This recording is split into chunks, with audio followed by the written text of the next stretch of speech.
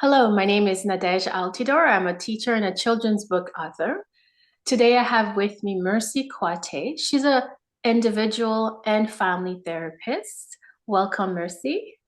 Thank you, Nadej. Thanks for having me. You're most welcome. Today we wanted to have a conversation about racism. March is Anti-Racism Month, and our goal is to really have an honest conversation about racism and the impact it has on our youth. Mercy is a counselor who have helped countless youth deal with various challenges, and racism being one of them. So we're going to dive into the questions right now. So we know that racism essentially is hate. It is a form of hate. And anyone who has experienced hatred on such a level can be impacted in a number of ways. Racism can affect us physically. So we know that, with being a victim of racism, that could increase your stress. We know that stress increases the stress hormone in our bodies called cortisol. And cortisol can have numerous negative impacts on our body, including inflammation.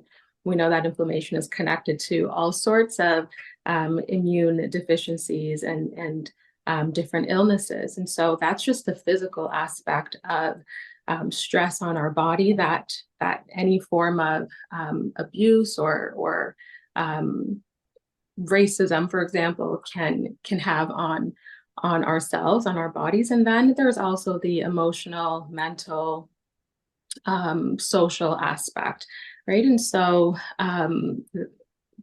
being a victim of racism can affect us in all of those ways. We know that emotionally, anything that we believe about ourselves, whether it's something that was said to us or if it's a core belief that we ourselves have internalized over time, that can have numerous effects on how we feel, on what we think, on what we do.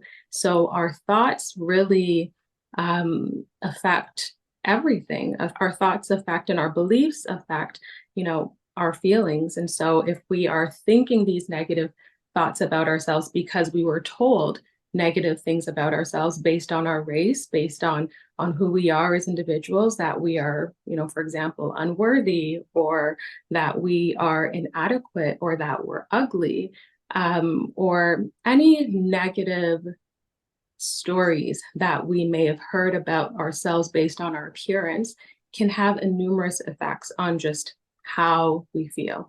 And then that affects how we behave. So whether that's isolating ourselves, whether that's, being sad or depressed or anxious or angry, those are just some examples. I could go deeper, but I think for today's conversation, I'll end there.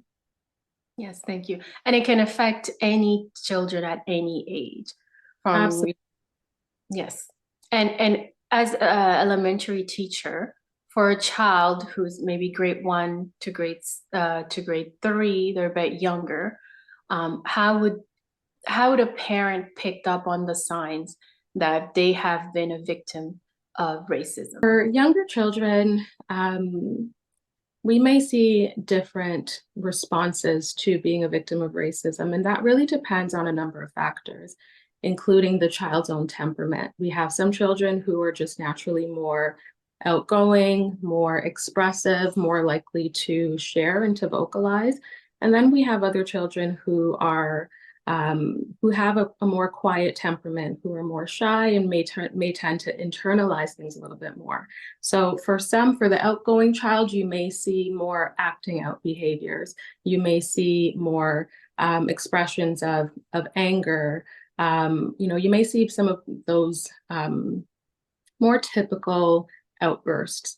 For a child who is more shy or has a quieter temperament, you may see more isolation. You may see them being more withdrawn. You may see them, having some more negative self-talk. Actually, this would go for both of them. You may see, negative self-talk. I can't do anything right. I'm ugly. Those negative messages that they've seen or heard we may see them now repeating those messages to themselves. But again, it can really vary from child to child. So I would say know your child, know their temperament, know, when something is off, and pay attention to that. I would say for parents to be curious about what their children are expressing and how they're expressing themselves. Thank you very much. I definitely agree. And as a parent, if a child does share an experience, they have experienced either racism from a teacher or from another student, what is the appropriate response for a parent? I think that's a great question, because for parents, and being a parent myself, it is never easy to hear a child, or especially your child, tell you that they have experienced a form of racism, or that they've been targeted by another child in any way. The first thing that I would do is to listen to your child, and listen attentively to what they're saying. And also be curious, and, actively listen to them, ask questions. It's also very important to remain calm. And this can be really difficult and very triggering for parents. But it's so important that we model, that example of regulating our own emotions when we're triggered. So by modeling that, we're teaching our children that even when we have negative experiences, we can still be in control of how we respond. So remaining calm, listening to what they have to say, validating their experience. When your child tells you something like this, I can imagine as a 6-year-old, 7, 8, 9, 10, it may not be easy to share this information. There may be all sorts of questions going on in your mind. There may be a lot of confusion. And so it's important that when your child does have the courage to share this information with you, that you are validating their experience, that you are believing them, that you are reassuring them that it's safe for them to share, and that it is going to be handled in an appropriate way. So for parents, my number one advice is really to provide that safe space for your child to have these difficult conversations with you, knowing that for one, they're going to be heard, and they're going to be listened to, they're going to be believed, and that it's going to be dealt with appropriately.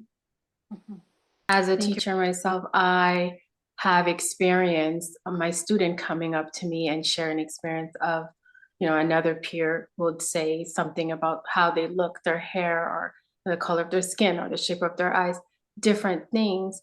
And definitely having a conversation right away, acknowledging their emotions, acknowledging their hurt, and having a conversation with them and with the other student.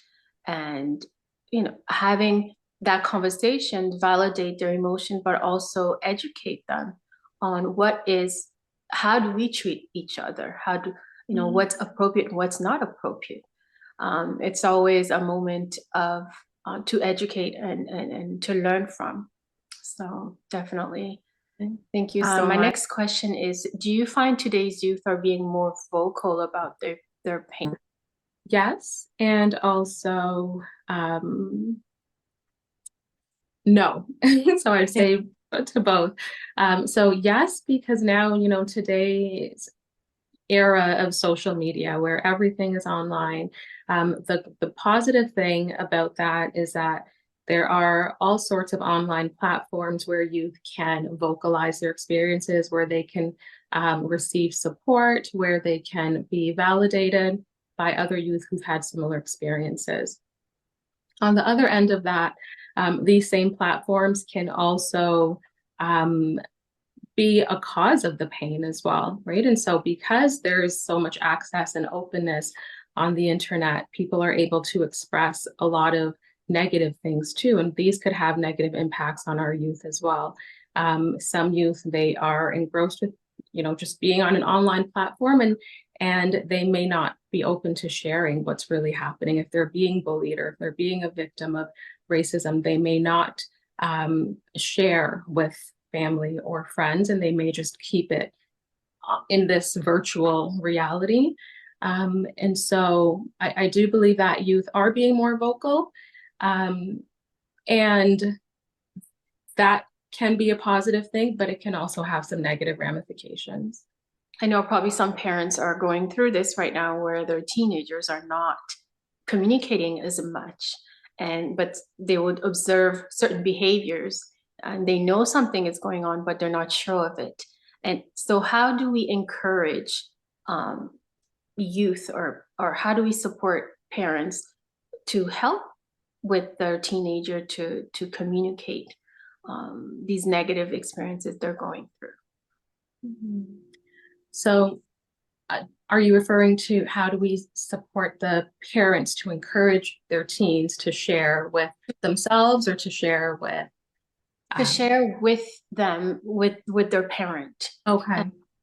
or even a counselor at school, or someone, in someone actually that can actually give them the proper support. Mm-hmm. I understand online is they use those platforms to express themselves, but are they actually receiving the right help? Most likely not. So how do we encourage our youth to communicate with their parents, and how can parents foster that environment, that safe environment to help them to communicate? Mm-hmm.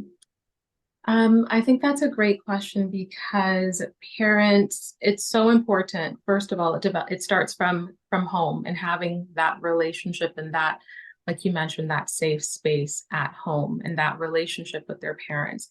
So I do strongly believe that parents have that opportunity to nurture a healthy relationship with their youth, to provide that safe space in order for their youth to share with them. If a youth or a teen, a child doesn't feel like their parent is a safe space to, or doesn't provide that safe space, or is a safe person to share things with, they're likely going to look for support, in other places. And this could be positive supports, or this may be negative supports. But I do think that parents do have that really important role to nurture that environment for their children. And that, I think, that starts from really listening, right? Listening to them, letting them know that you are there to listen, knowing that you are there to just to provide support. We may not, as parents, we don't always have the answers, right? I think a lot of kids think that, their parents have all the answers, but we know we don't have all the answers. And sometimes just being present and listening and validating could be the most powerful things that you do as a parent.